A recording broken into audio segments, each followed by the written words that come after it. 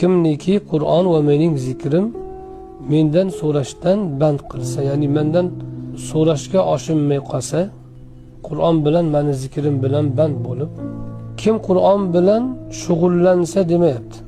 Men ishtag'ala bil Qur'on emas, Qur'on bilan shug'ullansa emas. Qur'on uni band qilib qo'ysa. Bu degani bu yerda ma'no shuki, Qur'oni Karim unga hukmron bo'lib qoladi degan.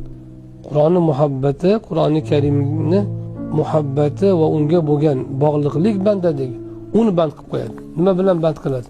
Qur'on o'zi bilan band qilib qo'yadi. Turli suratda, turli ko'rinishlarda, yuqorida aytganimiz yodlash bilanmi, takrorlash bilanmi, dars olish bilanmi, Qur'ondan dars berish bilanmi, qaysi biri bo'lsa bo'lsin.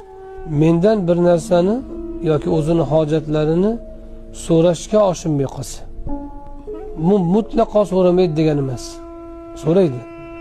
Lekin zikri ko'p bo'ladi. Talabidan ibodati ko'p bo'ladi. Unga dedi Alloh subhanahu va taolo, so'rovchilarga berganimni afzalini beraman. Unga kerak bo'lgan narsalarning afzalini beraman emas. So'rayotganlar bor Allohdan boshqa million milliard. O'sha so'rayotganlarga beradiganimni afzalini unga beraman. U degani sizga esga kelmagan narsalar bo'ladi. O'zi ehtiyojingiz bo'ladi yoki ehtiyojingiz bo'lmasa ham esga kelmagan narsalar bo'ladi.